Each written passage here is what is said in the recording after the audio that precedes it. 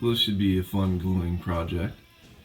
It's an Epiphone Thunderhorse. So, in shipping, the guitar was damaged. You can kind of understand with this big hockey stick headstock. So, mostly it's one cut and then came through the fretboard at the first fret. I've repaired multiple other headstocks, like a Gibson Les Paul Studio and some cheaper Arias and OLPs and things like that. But this should be interesting. So, I'm gonna find ways of clamping it and let it cure for a couple days. See how that turns out, and hopefully the neck will be playable, especially that part right there has to come out playable. But it should be a fun gluing project.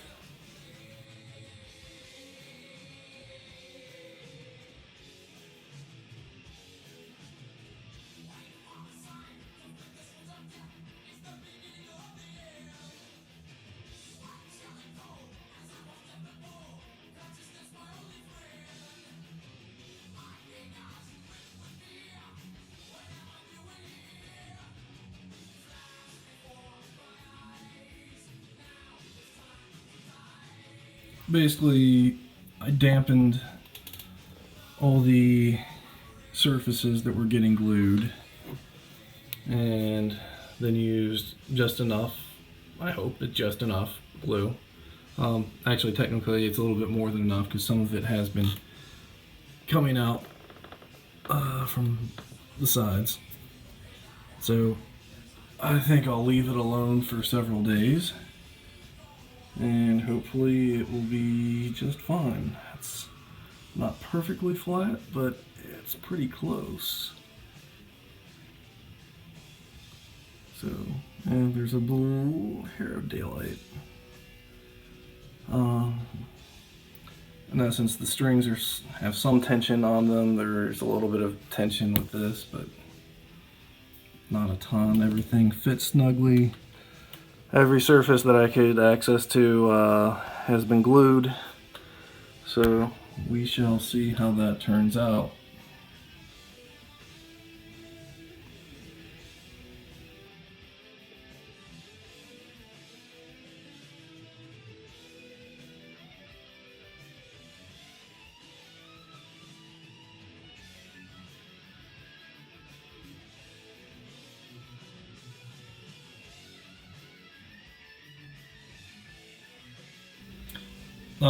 The gluing is set, so this is probably about 12 hours later, and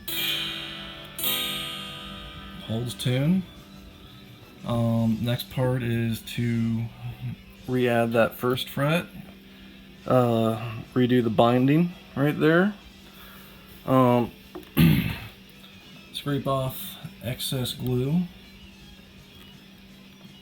and sand it down a bit, get some rubbing compound, and then fill in the paint and add some finish. So getting there, but it'll take its time. Surprised it's already playable.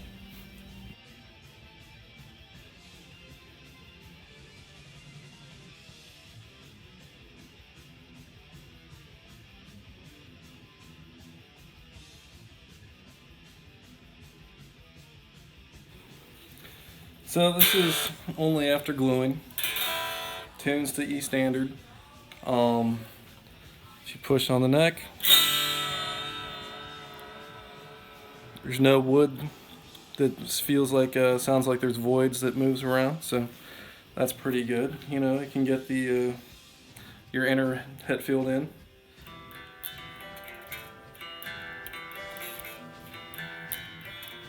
Now, you know, you can't do power chords because it's going to go to instead of there, because you need to add the fret. But, you know, overall, pretty good, solid gluing.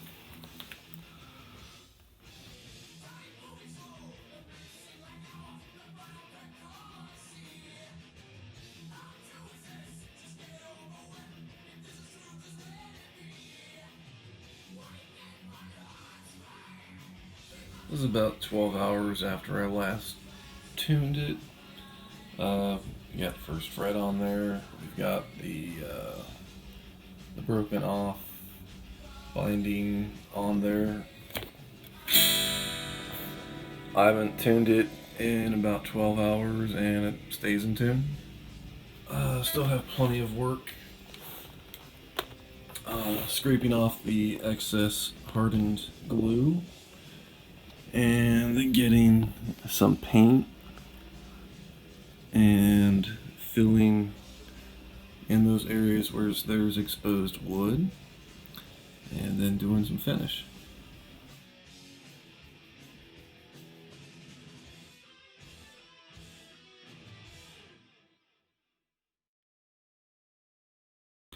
So this is what I'm trying to use for painting in where the paint was chipped really badly or the wood was exposed. So this is kind of the second day. So just trying to put a little bit on at a time, and some of the chips were probably a millimeter deep, so it's probably going to take multiple days of filling in paint like this. So it's nice. It's supposed to be a paint and a finish. So we'll see how that goes. Otherwise, I'll have to get some lacquer.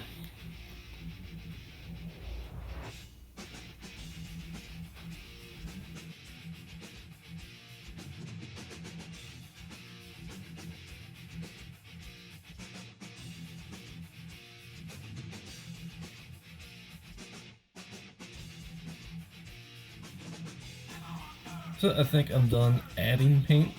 The next step is to let everything I've added cure and fully harden, and then after that get out the rubbing compound and smooth it all down so it actually looks like the rest of the neck.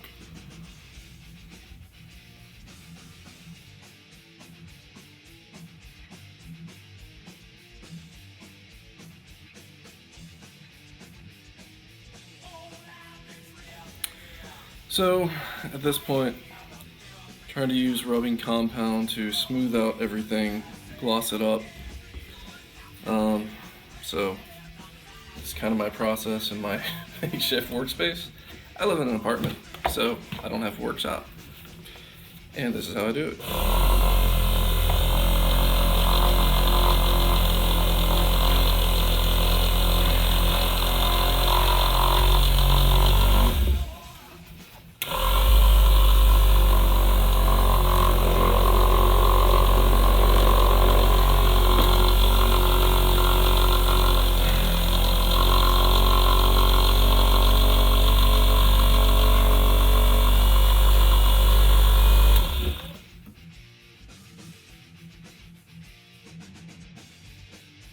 The original plan of buffing out the excess paint didn't really work too well. So I think I'm gonna have to sand that and then buff it.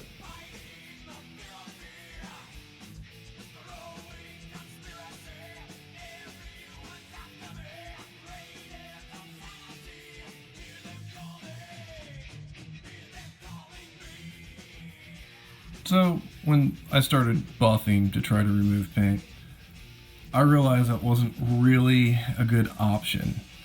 I care more about playability and the feel of the neck rather than how the paint job looks. That being said, I will probably go out and, try to paint this. We'll see. But instead of buffing, I've been sanding from 220 to 600 to 1000 and then doing 1000 wet. So I might buff this, but I also have some filler to add, so I'll probably just do either super glue or lacquer on that. So I think I'll do that first and then consider painting or just leave it as is, because it's a playable guitar.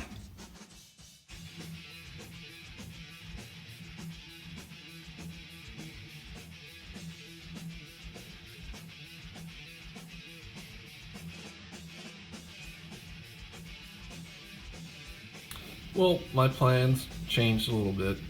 So like I said, I care more about playability than aesthetics on these. So There's still some voids to fill, especially where the binding became broken. So probably fill that in with lacquer for now. Same thing with here, because there was a ridge right there. Kind of don't want to sand that down. Probably just a hair right there that I need to fill in. So I'm gonna do that with lacquer. Gonna do another round of buffing and sanding, or sanding and buffing, and I'll consider painting, but I might leave it like this. Okay, bought a broken neck Epiphone Thunderhorse Explorer. It's only $250. I'm pretty happy with that. But the problem was in shipping originally, not to me, but to someone else, the neck was broken off right by the first fret and kind of behind the nut. So what I was trying to do was I glued multiple guitar necks and headstocks together before. I've got a white Les Paul right here that has been over a decade, and I put heavy gauge strings and tune it to E standard. So I'm pretty confident in my ability to glue wood together. But initially, what I was trying to do was repaint the back of the headstock, or the neck and the headstock black, but I really didn't like the feel of it, so I sanded that off and just lacquered it. So how it came out, the look of it, to get in really close, I had to put the fret back on, I had to glue back on the binding there, and then if you look on the back of the neck, I basically left it natural. Well, not natural, it's lacquered. So I like the feel of this and the playability a lot more. So that's kind of how I'm gonna live with it like this. And for the example of my Les Paul, I'm pretty certain it's not going to be an issue if it breaks or anything like that. If you're wondering what strings, they're the heavy bottom Seymour Duncan Ernie balls. Actually, Ernie balls, what am I thinking? So, you know, the low E is 52, the high E is 10. So it's kind of typical standard. It stays in tune, it's intonated, the harmonics are pretty easy to hit. If you're trying to do like, you know, the solo on Foo Fighters Rope, you're doing like the harmonics between the frets, so there's a...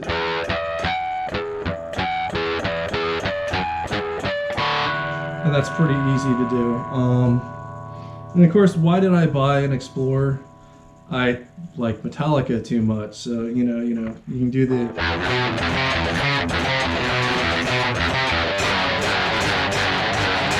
You know, they can do that all day.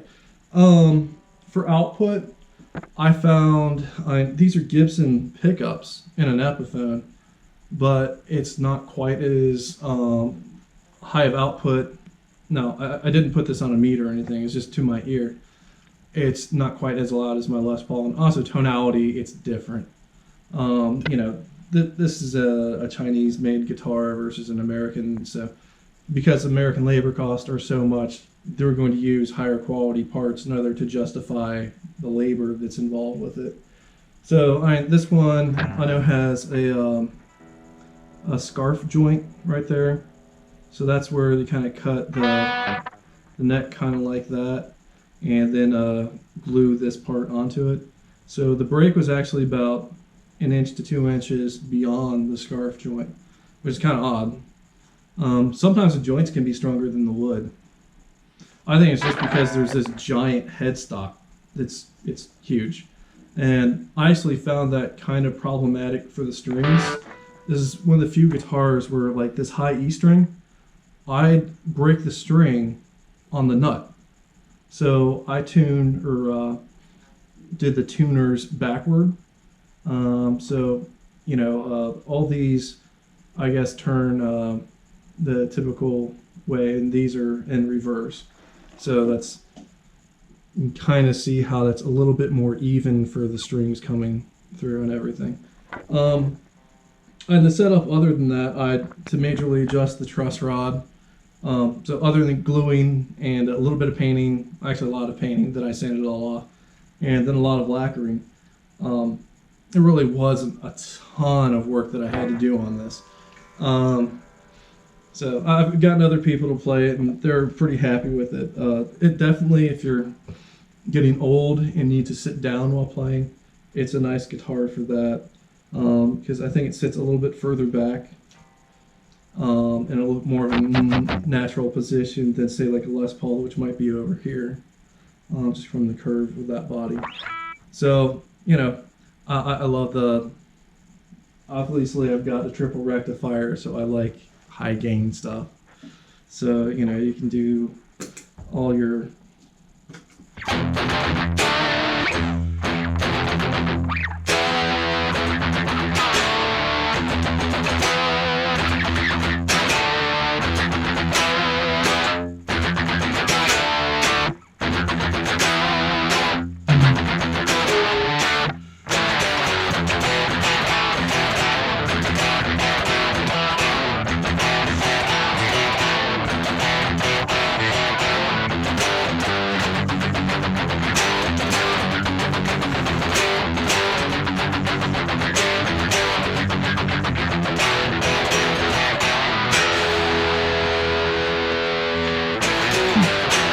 So I'm pretty happy with it.